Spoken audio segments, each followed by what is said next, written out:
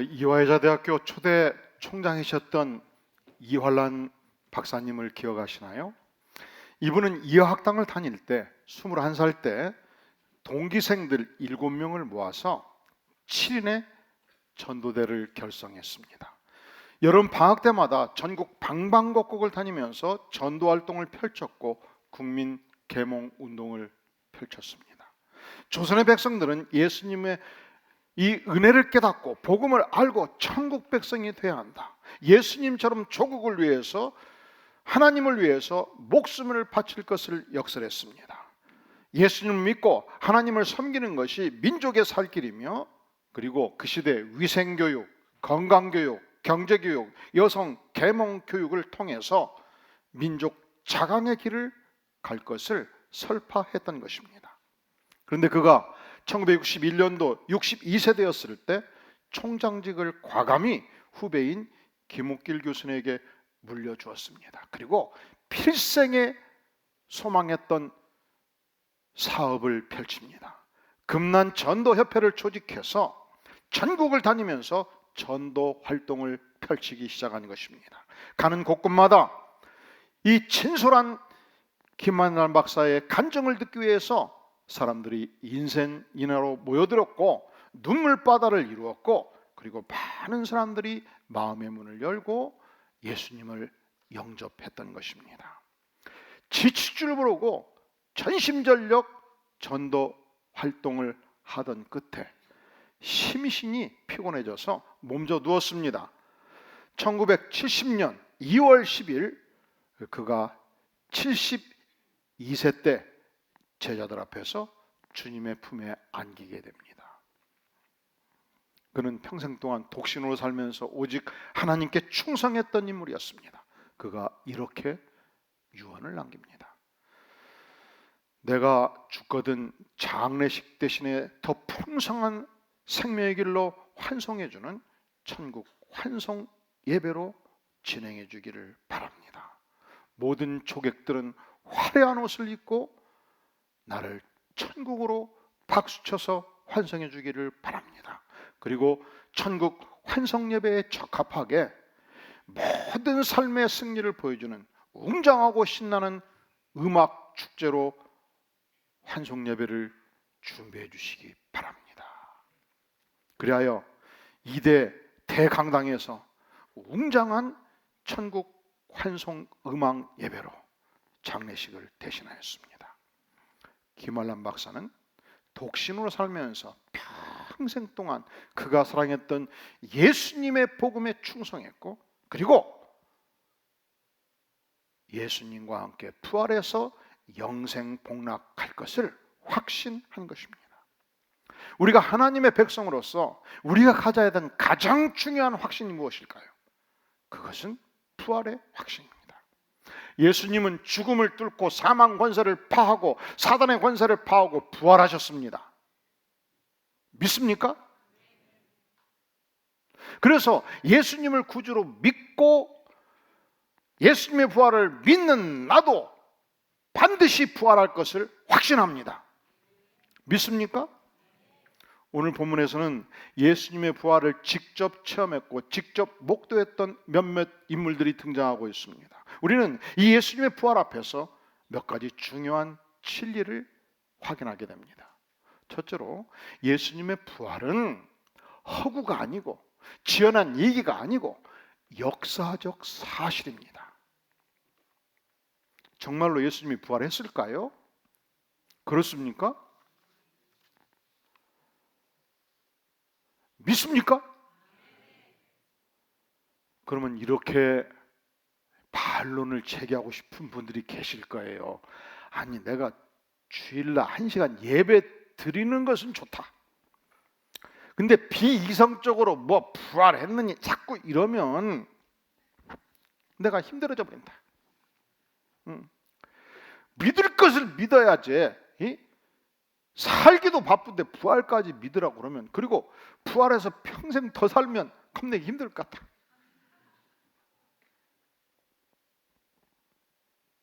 부활은 꾸며낸 얘기가 아니에요. 조작된 얘기가 아니에요. 역사적 사실입니다. 예수님께서 2000년 전 금요일 밤 3시에 운명하셨습니다. 인생들의 모든 죄를 안고 십자가에서 죽으셨습니다.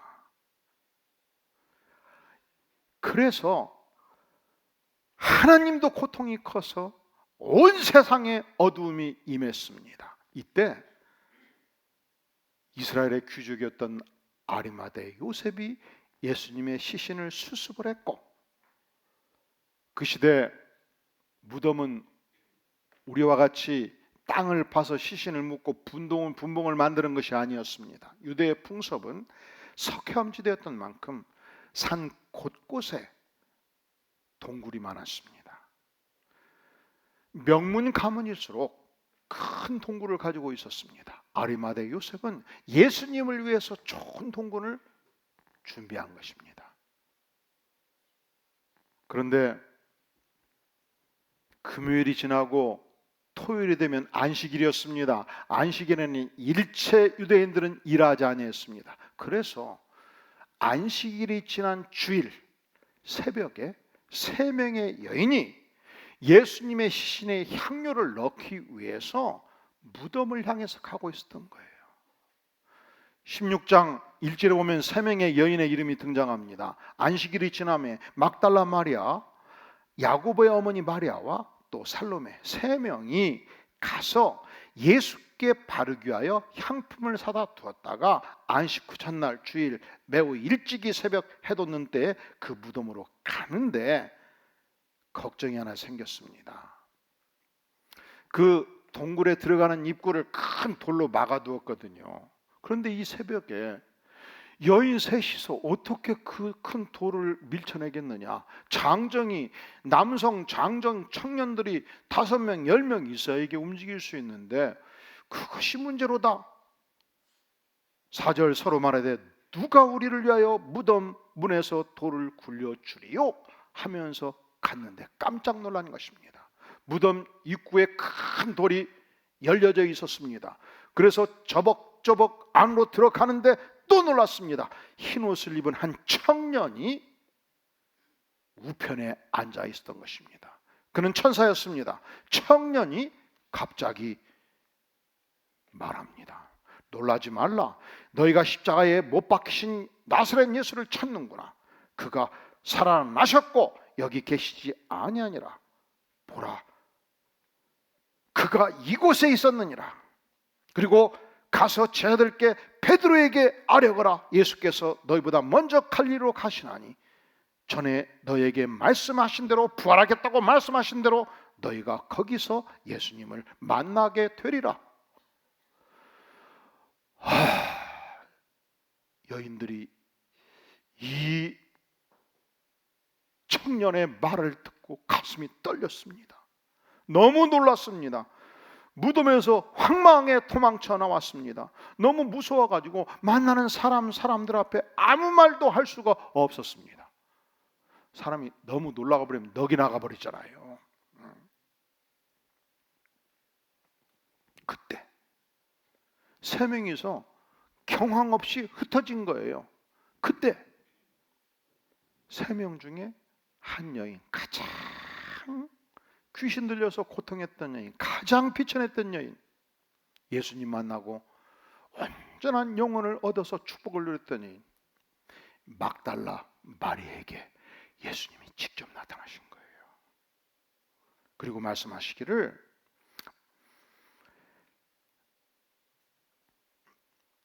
그리고서 마리아가 10절 마리아가 가서 예수와 함께 하던 사람들이 슬퍼하며 울고 있는 중에 이 일을 알린 것입니다.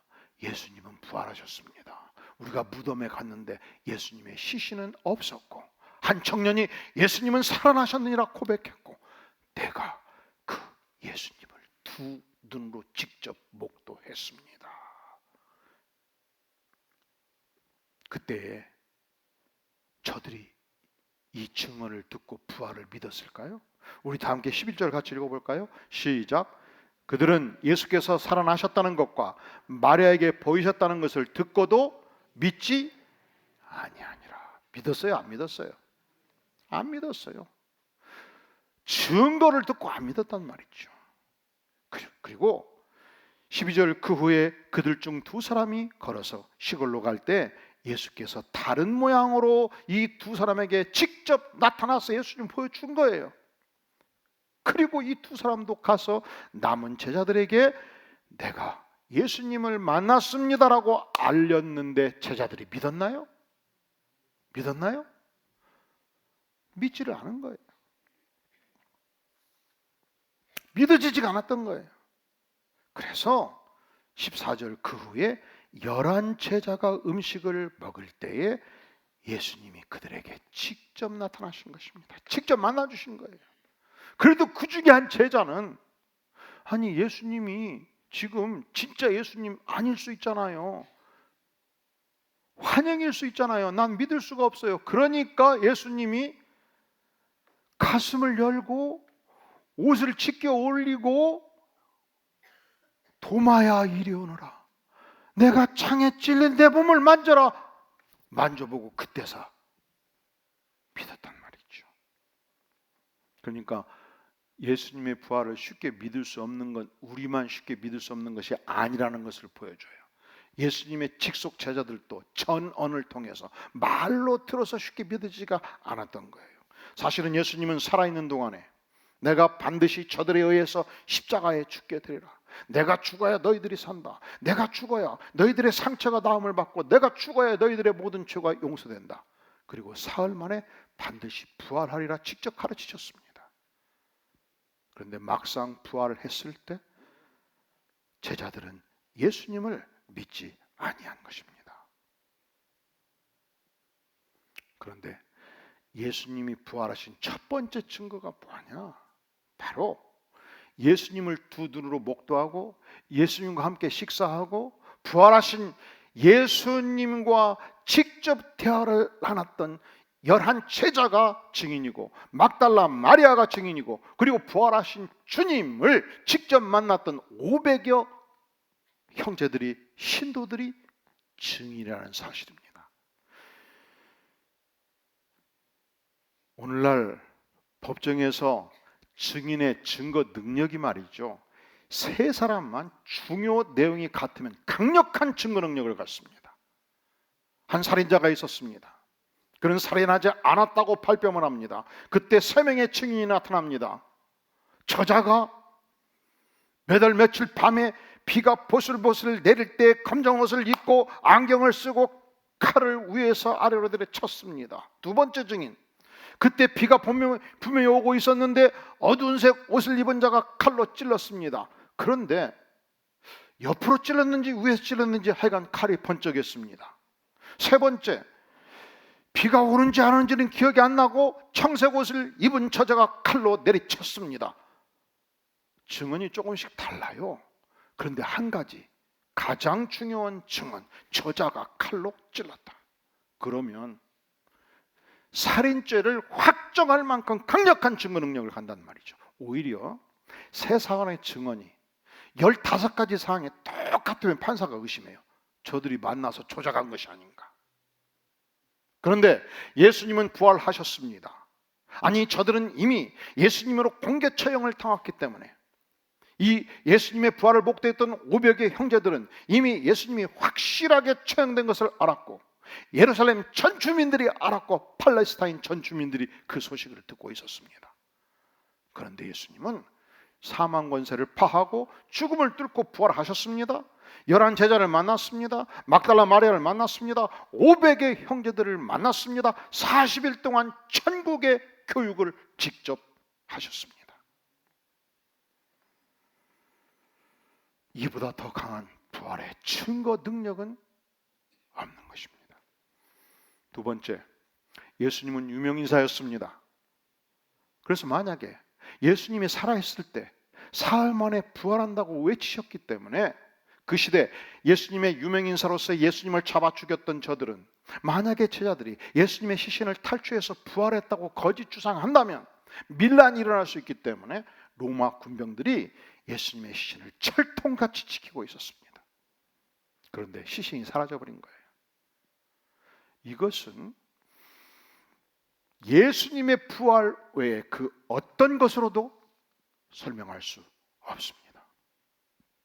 예수님의 제자들이 방방곡곡을 향해서 부활하신 주님을 증거할 때 저들은 여기 예수님의 시신이 있지 않느냐 외칠 수 있었습니다. 사라져버린 거예요. 그것이 예수님은 부활했다는 강력한 증거가 되는 것입니다. 세 번째 중요한 증거가 있습니다. 예수님을 처형했다는 것은, 내가 예수님의 12제자의 한 사람이라고 고백할 때 나도 체포될 수 있고 나도 처형될 수 있다는 것을 의미합니다. 그래서 베드로 사도가 예수님이 체포됐을 때 따라가다가 계집종이 너 예수 도당 맞지? 할 때 아니라고 그랬어요. 왜 아니라고 그럽니까? 아니라고 말해야 내가 사는 거예요. 그리고 십자가에 처형될 때 11제자 모두 도망가 버렸어요. 예수님을 진실로 사랑했던 몇몇 여성들만 끝까지 따라간 거예요. 여러분, 교회에서 주님께 충성하는 여인들의 이 헌신과 사랑을 절대로 우습게 보지 마세요. 남자 제자들은 다 어디 갔어요? 다 어디 갔냐고? 도망쳤어요.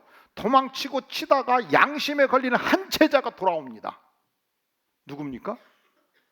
요한. 근데 예수님이 마지막 하실 때 고통이 있었어요. 나를 낳아주시고 나를 길러주시고 내가 하나님의 아들인 것을 아셨고 마리아가 곁에 있는데 너무 가슴에 걸린 거예요. 근데 요놈의 제자들이 다 어디 가버렸어? 도망가 버렸네. 근데 딱 가까이 누가 있어? 한 사람. 요한아, 여기 너 어머니가 계시다. 무슨 얘기예요? 너가 평생 너의 어머니로 모셔라. 그래서 요한 사도가 터키 지역으로 가서 에베소서에서 목회할 때 그곳에서 예수님의 어머니 마리아를 모셨습니다. 그래서 오늘날도 이 에베소 지역을 가면 마리아의 집이 있어요. 요한이 모셨던 마리아의 집이 있어요. 제자들은 나의 스승이 체포되고 사형의 위기에 처해 있기 때문에 내가 살기 위해서 다 도망친 거예요. 예수님이 드디어 십자가에 죽었다는 소식을 들었을 때 이제 끝났다. 이제 다시 어부가 되자 갈리로 가서 어부가 되기로 작정한 거예요. 그런데 어느 날 갑자기 제자들 전체가 예루살렘으로 모여들었어요. 그렇게 두려워 떨었던 제자들이 체포도 아랑곳하지 아니하고 예루살렘 시가지를 향해서 복음을 증거하기 시작해서 너희가 잡아 죽인 예수 그리스도 사흘 만에 부활하셨다. 예수 그리스도를 믿을 때 유쾌한 날이 올 것이다. 부활의 주님을 믿어야 된다. 외치기 시작한 거예요. 3,000명씩 회개하고 돌아오기 시작했습니다. 그때 예루살렘 교회 의장이었던 야고보가 체포되었고 순교당했습니다. 그래도 아랑곳하지 않고 복음을 열심히 증거했습니다. 베드로 사도 수장이 체포되었습니다. 그래도 아랑곳하지 않고 복음을 증거했습니다. 예루살렘에 거대한 핍박이 일어났습니다. 예수 믿는 자들을 체포하고 구금하고 죽이기 시작한 것입니다. 그때 성도들은 자기 직업을 버리고 자기 집을 버리고 전답을 버리고 유대를 향해서 사마리아를 향해서 갈릴리를 향해서 안디옥을 향해서 터키를 향해서 지중해 난 전역을 향해서 흩어지면서 복음을 전파하기 시작했습니다. 결코 신앙을 포기하지 아니한 것입니다. 그리하여 12제자 모대가 전 세계로 흩어져서 도마는 인도까지 가서 순교를 당하였고 바울 사도는 로마 제국 한복판에서 순교를 당했고 베드로 사도도 거꾸로 십자가에 매달려 순교를 당한 것입니다. 생각해 보세요. 예수님이 처형당할 때 도망친 제자들이, 겁쟁이 제자들이 어떻게 그렇게 불덩이가 되어서 강력한 천사로 바꿔졌는가? 예수님의 부활하신 능력을 던져봤기 때문에, 부활하신 주님을 저들이 만났기 때문에. 미국의 유명한 리 스트로베라는 인물이 있습니다. 그분은 무신론자였습니다. 예일대 법대 출신이었습니다. 시카고 트리뷴지 기자였고 편집장이었습니다. 뉴욕타임스가 선정한 베스트셀러 저자였습니다. 그런데 어느 날 갑자기 아내가 교회 생활에 밀쳐 닥치기 시작한 거예요. 어느 날 전화해 보면 교회에 있는 거예요. 주일만 되면 교회 가자고 그러는 거예요. 이 한국의 남성들은 강심장이기 때문에 부인이 가자고 졸리면 위로 보고 아래로 보고 당신이나 가지 왜 그래? 하면 말을 못 하잖아요. 미국은 그렇지가 않아요. 졸르면 싫어도 가서 따라가 앉아 있는 거예요. 근데 너무 힘든 거 이게. 그래서 작정합니다. 내가 예수가 신이 아니다. 예수가 인간이다. 예수를 숭배하는 것은 우상 숭배나 다른 거다, 다름이 없는 거다. 내가 이것을 증명해야 쓰겠다. 그래서 성경을 독파하면서 질문 리스트를 만들면서 매일매일 부인을 왜 예수 믿어서는 안 되는가를 설명하기 시작한 거예요. 무려 2년 동안이나 성경을 연구했어요. 연구하다 갑자기 예수님 앞에 무릎을 꿇습니다. 그가 예수님을 믿게 된 결정적 이유가 이겁니다. 바로 예수님의 제자들이 예수님이 처형당할 때 다 도망갔는데, 그래서 옛 직업으로 도망쳤고 절망하고 희망을 상실했는데 어떻게 그들이 전사로 순교자로 바꿔졌는가? 부활의 주님을 만났기 때문에 바꿔졌다. 이 사실 앞에 그가 무릎을 꿇고 예수님을 구주로 영접하고 성경을 본격적으로 연구하고 가르치면서 그분은 신학을 하지 않고 2만 명 교회의 목사로서 설교를 시작을 해요. 어떻게 성경을 독파를 해버렸던지. 기네스북에서 가장 성공한 변호사 이름이 기록되어 있는데 라이오넬 러쿠 변호사라고 있습니다. 이분은 연속해서 245건을 소송해서 승소합니다. 몇 건? 몇 건? 이제 연속해서 245건을 승소해서 기네스북에 올리려면 두 가지가 필요해요. 첫째로 사건을 수임할 때 오케이 사인하기 전에 충분히 스터디를 해가지고 이건 반드시 이긴다, 이길 것만 맞는 거예요. 그리고 두 번째로 한 번 맡으면 팀을 구성해서 철저하게 증거조사해서 확실하게 끝장을 내는 거지. 그래요. 245건을 연속해서 이길 수 있지 않겠어요? 우리 교우 중에 이순신 장군의 전기를 쓰신 분인데 그 책에 보면 이순신 장군은 반드시 승리할 전투만 했다는 거예요. 근데 완전히 전투 선박이 파손해가지고 오직 12척밖에 없을 때 300척의 일본 천함을 향해서 돌진해서 승리로 장식하거든요. 누가 봐도 질 전쟁이었어요. 근데 그는 승리로 바꿉니다. 이순신 장군은 지형지세와 상대방의 약점과 강점과 모든 것을 연구해서 반드시 이길 수 있다는 승산의 전략을 짠 것이죠. 그런데 그가 어느 날 신약 성경을 연구하기 시작합니다. 부활의 증거를 연구하기 시작합니다. 법률 전문가는 이렇게 245건의 재판에서 승소를 할 때는 이 증거 능력에 대해서 면밀하게 판단하는 사람이 아니겠습니까? 그런데 성경을 충분히 연구하고서 그가 예수님을 믿기로 작정하고 이런 고백을 해요. 예수님이 부활하신 명백한 증거가 나를 완전히 압도해서 어떤 의심도 없이 부활을 받아들이지 않을 수 없었다. 예수님의 부활은 허구가 아닙니다. 인간이 지어낸 얘기가 아닙니다. 역사적 사실입니다. 이것을 믿습니까? 세 가지 증거가 있어요. 500여 명의 예수님의 부활을 직접 목도했던 증인들이 존재하고 있었습니다. 철통 같은 로마 군병들의 경비 속에서 시신이 사라졌습니다. 부활하신 것입니다. 부활하신 예수님을 만났기 때문에 겁쟁이 제자들이 열정의 전도자로, 순교자로 돌변한 것입니다. 자, 그렇다면 오늘 이 시대를 살아가는 우리에게 예수님의 부활은 과연 어떤 의미가 있을까요? 예수님이 부활하셨기 때문에 요한 사도는 증언하기를 믿는 자는 영생을 가졌나니 선포합니다. 예수님이 부활하셨기 때문에 예수님 자신이 요한복음 11장 25절 이하에서 말씀합니다. 나는 부활이요 생명이니 나를 믿는 자는 죽어도 살겠고 무릇 살아서 나를 믿는 자는 영원히 죽지 아니하리라.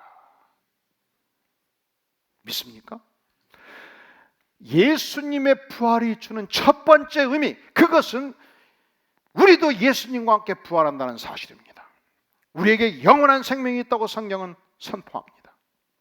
고린도전서 15장 19절은 말씀하기를 만일 그리스도 안에서 우리가 바라는 것이 다만 이 세상의 삶뿐이라면 모든 사람 가운데 우리가 더욱 불쌍한 자가 되리라. 여러분, 우리가 이렇게 열심히 신앙생활하는 것이 예수님의 부활이 없다면 너무 억울하지 않겠습니까? 불쌍한 존재가 되지 않겠습니까?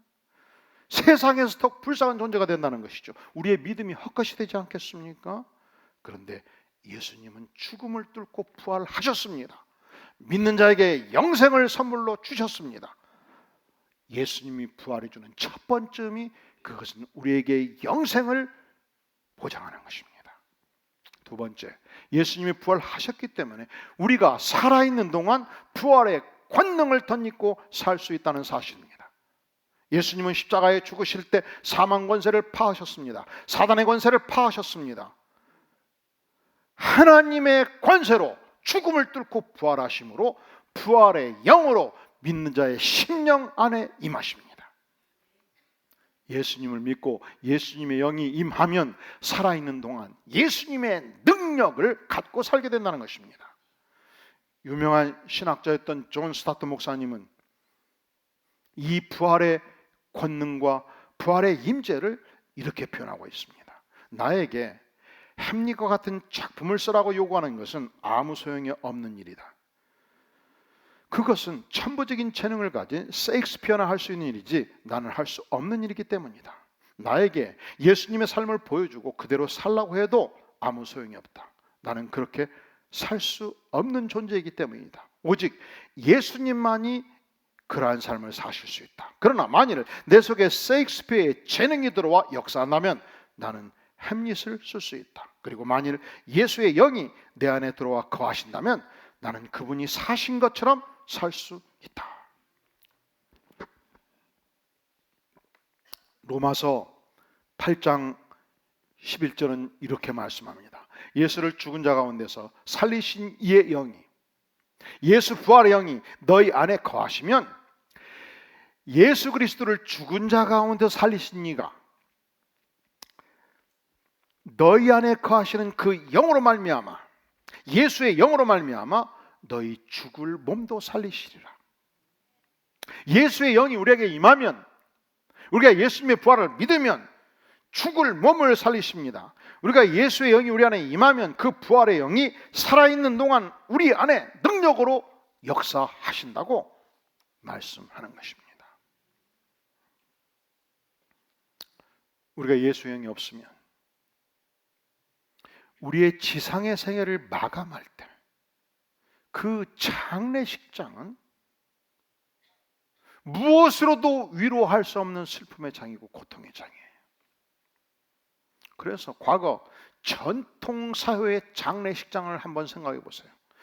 불교 장례식장, 유교 장례식장, 끝없이 처량한 어두움의 목탁 소리가 전개됩니다.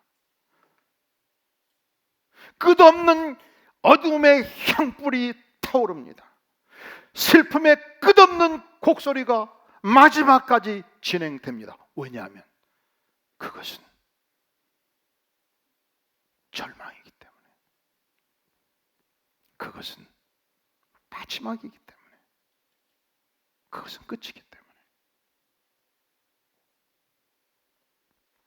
예수님을 믿고 평생 예수님께 충성했고 부활을 확신했던 김알람 박사의 장례식장은 달랐습니다. 그것은 천국으로 입성하는 천국 환상의 예배였습니다. 천국의 부활을 찬양하는 찬양의 예배였습니다.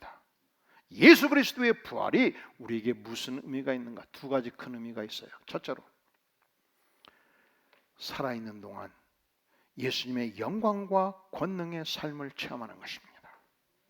두 번째로, 생애를 마감할 때 천상의 부활로 우리는 다시 태어날 것입니다. 이 예수 그리스도의 부활을 진실로 확신하십니까? 자, 그렇다면 여러분은 이 천국에 갈 때 여러분 혼자 가시겠습니까? 여러분의 사랑하는 남편, 여러분의 사랑하는 아내, 여러분의 사랑하는 부모, 형제, 여러분의 사랑하는 이웃들을 놔두고 혼자 가시겠습니까? 우리가 이번 가을 왜 우리의 사랑하는 부모, 형제, 이웃들이 예수를 믿지 않을 때 작정하고 3명, 5명, 7명은 태신마를 정하고 저들을 향해서 매일같이 간절히 기도해야 될 이유가 어디 있습니까?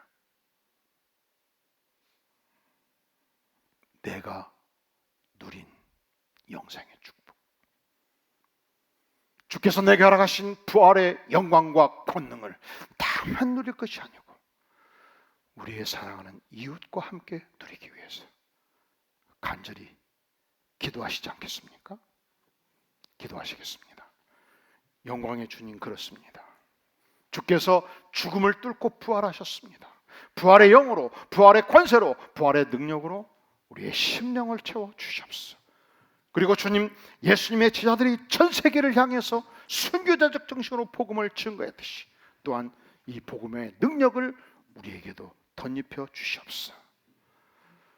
예수님의 이름으로 간절히 기도하옵나이다. 아멘.